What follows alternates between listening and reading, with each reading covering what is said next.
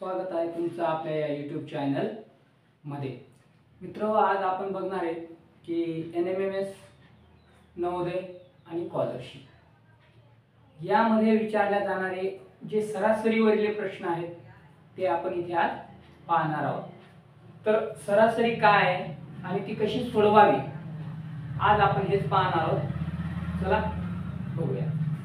बघा, मी लिहून ठेवलेलं आहे की सरासरी सरासरी म्हणजे काय, तर दिलेल्या सर्व संख्याच्या बेरजेला एकूण संख्येने भागले असता आलेले उत्तर ही सरासरी असते। बघा, दिलेल्या सर्व संख्याच्या बेरजेला म्हणते, सर्व संख्येच्या बेरजेला का, तर एकूण संख्येने भागले असता आलेले उत्तर ही सरासरी असते।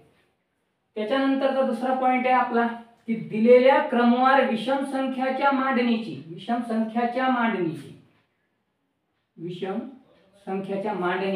म्हणजे आपल्याला ज्या संख्या दिलेल्या त्या विषम संख्याच्या मांडणीच्या रूपात पाहिजेत ना, ती विषम संख्या पाहिजे। सरासरी ही मधली संख्या असते। काय, दिलेल्या क्रमवार विषम संख्याच्या मांडणीची सरासरी ही मधली संख्या असते। त्याचे उदाहरण मी तुम्हाला लिहून दिलेले आहेत। बघा, इथं जर आपण चेक केलं, जर वरच्या याची मांडणी, तर मांडणी बघा 1 2 3 4 आणि 5। आता 5 ही काय आहे, 5 ही विषम संख्या आहे, आपल्याला हीच मांडणी पाहिजे। मग याच्या क्रमवार दिलेल्या क्रमवार विषम संख्याच्या मांडणीची सरासरी ही मधली संख्या असते। मग सोडवायची काय गरज आहे, सरळ सरळ आपली काय येणार, मधली संख्या ही सरासरी येणार। पण क्रमवार म्हटले, पण जर इथं बघितलं तर बघा, सर्व संख्यामध्ये 2 चा फरक आहे, म्हणजे याला सुद्धा आपण क्रमवार मांडणी म्हणू शकतो। नंबर 2 चं उदाहरण बघा, 8 9 10 11 12 13 14 सर्वात 1 चा फरक आहे। संख्या आहेत 1 2 3 4 5 6 7 आणि 7 ही काय आहे, विषम संख्या आहे। म्हणजे मांडणी किती प्रकारात आहे याची, 7, आणि 7 म्हणजे काय झालं, विषम संख्या। तेच करायचं आपल्याला, इकडे 3 सोडा, इकडे 3 सोडा, मधली संख्या ही आपली सरासरी असते। आणि उदाहरण नंबर 3 पहा। आता इथं दिले 3 6 आणि 9। आता जर याच्यातला फरक बघायला गेलं तर आपण सरळ सरळ काय दिलाय, 3 वरून 6 झालं, 6 वरून 9 झालं, म्हणजे प्रत्येक याच्यात 3 चा फरक आहे। आणि संख्या सुद्धा विषम प्रकारच्या मांडणीत आहे, म्हणजे 3 ही विषम संख्या आहे। तर इथं सुद्धा आपल्याला काय करायचंय, आपली मधली संख्या काय होईल, 6 होईल। इकडे 1 सोडा, इकडे 1 सोडा, मधली संख्या ही आपली काय होईल, सरासरी होईल। आता आपण याच्यावरच आधारित सूत्र बघू आणि सूत्राच्या आधारे आपण काही उदाहरण पाहू। पहा, सरासरीचं आपलं पहिलं सूत्र आहे की सरासरी बरोबर सर्व संख्याची बेरीज छेदामध्ये एकूण संख्या।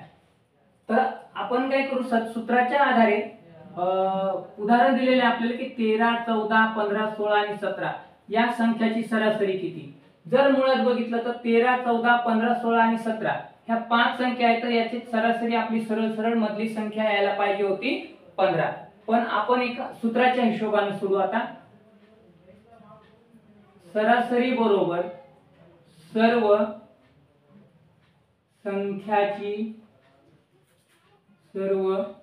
संख्याची बेरीज छेदामध्ये काय येईल, एकूण संख्या। ठीक आहे। मग आता आपल्याला दिलेल्या सर्व संख्याची बेरीज करायची, म्हणजे किती, 13 अधिक 14 अधिक 15 अधिक 16 अधिक 17 छेदामध्ये येतील एकूण संख्या 1 2 3 4 आणि 5। एकूण संख्या किती झाल्या, 5 झाल्या। म्हणजेच काय, तर 7 आणि 3 10, 6 आणि 4 10 आणि 5 15 म्हणजे 25। 25 ला 5 हातचे आले 2, 1 2 3 4 5 आणि 2 7। भागाकारामध्ये काय येईल, 5 येईल। आता बघा, 5 न 75 ला भाग कितीवर जातो, 15 5 75 15। म्हणजेच आपली सरासरी काय आली, आपली सरासरी आलेली आहे 15। म्हणून सर्वात अगोदर सांगितलं होतं की जर विषम संख्येच्या मांडणीत असतील आणि संख्या जर क्रमाने दिलेल्या असतील तर त्याची सरासरी ही नेहमी मधली संख्या येते, मधली संख्या येते. आणि ते आपण आता सूत्राच्या द्वारे पण सुद्धा सोडवलेलं आहे. तर स्क्रीनशॉट मारून घ्या, नसेल समजला तर व्हिडिओ परत पहा. यावर आधारित आपण आता या सूत्राच्या आधारित आपण आता दुसरं एक उदाहरण बघू. बघा काय दिले, 18, 26, 32 आणि 15 या संख्याची सरासरी किती. विशेष म्हणजे मांडणी सुद्धा याची विषम संख्याच्या रूपात मांडणी नाही. 1 2 3 4 दिली आणि 4 ही समसंख्या आहे आणि दिलेल्या संख्या सुद्धा क्रमवार संख्या नाहीत. अशा वेळेस आपल्याला सूत्राचा उपयोग होतो. तर आपण बघूयात की सरासरी बरोबर सर्व संख्याची बेरीज छेदामध्ये एकूण संख्या. मग काय करायचंय आपल्याला, बघूयात. सर्व संख्याची बेरीज छेदामध्ये एकूण संख्या. तर सर्व संख्याची बेरीज म्हणजे आपल्याला सर्व वरच्या संख्येची बेरीज करून घ्यायची. 18, 26, 32 आणि 15. आता एकूण संख्या दिलेल्या आहेत, तर एकूण संख्या आहेत आपल्या जवळ 4. बेरीज करून घेऊ आपण. 8 आणि 2 10, 6 आणि 5 11. 10 आणि 11 किती होतात, 21. उरले 2. 1 2 3 6 7 8 9 91. छेदामध्ये 4. तर आता आपल्याला जी सरासरी येणार आहे, सरासरी बरोबर भागाकार करायचा आहे आपल्याला. 91/4. 4 1 4, 4 2 8, उरला 1, घेतला 1. 4 1 4, 4 2 8, उरले 3, दिला पॉइंट, घेतला 0. 7 चोक 28, उरले 2, घेतला 0 आणि 4 पंचे 20. म्हणजे पूर्ण भाग गेलेला आहे. तर याला पूर्ण भाग कितीने गेला, तर आपलं उत्तर आलेलं आहे 22.75. 22.75. मित्र कधी पण लक्षात ठेवा, पॉइंटच्या नंतरच्या आपल्याला फक्त 2च संख्या लिहाव्या लागतात. पुढे कितीही आलं काहीही आलं तरी पॉइंटच्या नंतरच्या 2च संख्या घ्यायच्या असतात. म्हणजे त्याचं उत्तर आलंय आपलं, सरासरी आलेली आहे 22.75. तुम्हीही सोडून बघा, सोपं जाईल तर सोडू शकता. तर सरासरीचं आपलं दुसरं सूत्र आहे, सरासरी बरोबर पहिली संख्या अधिक शेवटची संख्या छेदामध्ये 2. आणि त्यावर आधारित आपण एक प्रश्न दिलेला आहे. 8 ने विभाज्य असलेल्या पहिल्या 5 संख्याची सरासरी किती. 8 ने विभाज्य असलेल्या 5 संख्याची सरासरी. विभाज्य म्हणजे काय, तर आपल्याला 8चा टेबल म्हणायचा आहे 5 वेळेस. तर आपण लिहून घेऊया. 8 1 8, 8 2 16, 8 3 24, 8 4 32, 8 पंचे 40. आता जर आपण याला पहिल्या सूत्रानुसार सुद्धा सोडवू शकतो. कसं बघा, मी काय सांगितलं होतं की जर संख्याची मांडणी विषम संख्याच्या याच्यात असत 1 2 3 4 5 5 प्रकारे म्हणजे विषम संख्या आहे, तर याची सरळ सरळ आपले जे उत्तर निघते ते काय येतं, तर 24 ही मधली संख्या आहे. त्याच्यानंतर जर आपण बघितलं तर आपलं पहिलं सूत्र सर्व संख्याची बेरीज छेदामध्ये एकूण संख्या, त्या आधारे सुद्धा याला सोडवता येते. आता आपण दिलेल्या आपण एकदा काय करू, 2 नंबरचं जे आपलं सूत्र दिलेले त्यामध्ये सोडून बघू. म्हणजेच काय आहे, आता सरासरी बरोबर पहिली संख्या प्लस शेवटची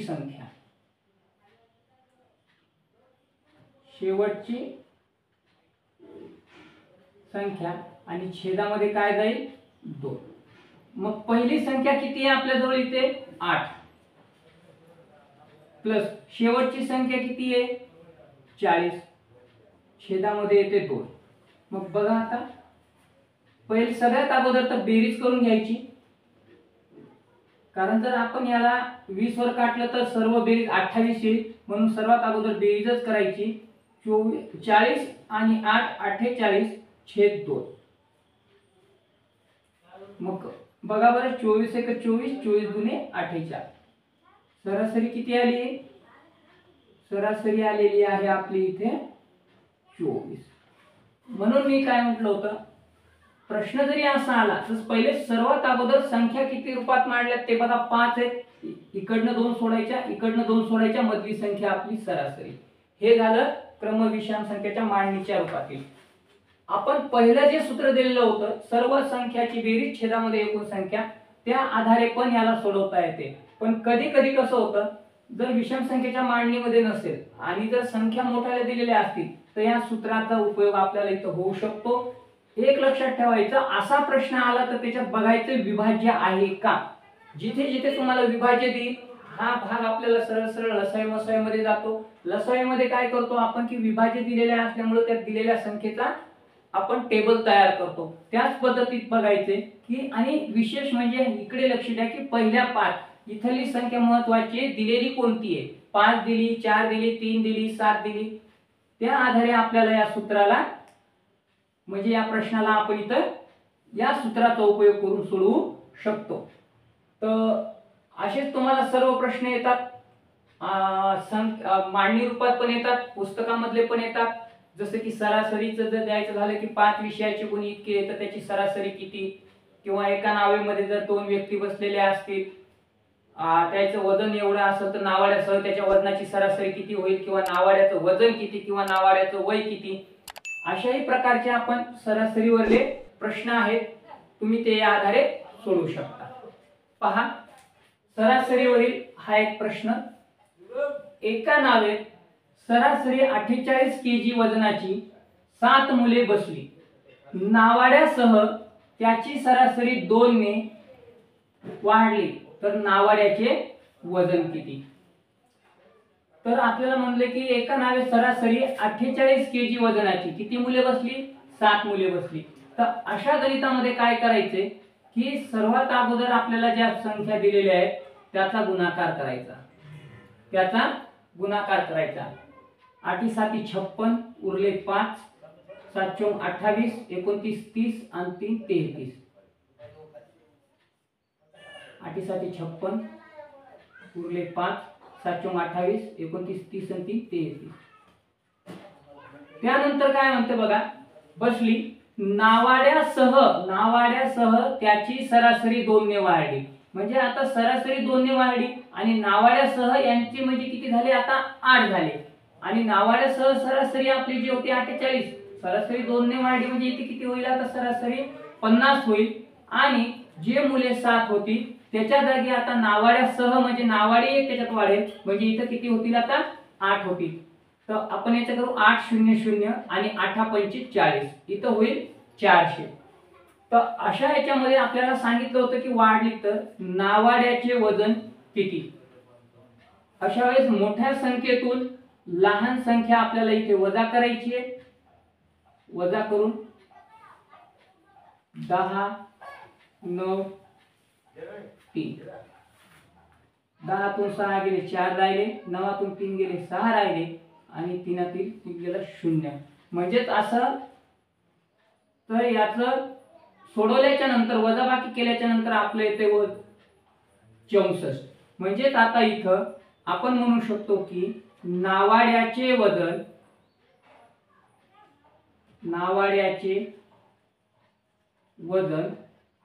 64 केजी आहे.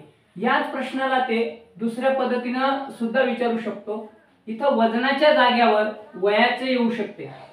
वजनाची जसं केजी दिलेलं आहे आपल्याला की एका नावे सरासरी 48 केजी वजनाची 7 मुले बसली, असं सुद्धा येऊ शकते की एका नावे सरासरी 48 वय असलेले 7 मुले बसली, नावाड्यासह त्यांच्या वयाची सरासरी 2 ने वाढली तर नावाड्याचे वय किती. अशा पद्धतीने सुद्धा येऊ शकते. याच पद्धतीने तुम्हाला हे गणित सोडवायचे. व्हिडिओ आवडल्यास नक्कीच लाईक करा, शेअर करा, कमेंट करा आणि सबस्क्राईब करायला विसरू नका.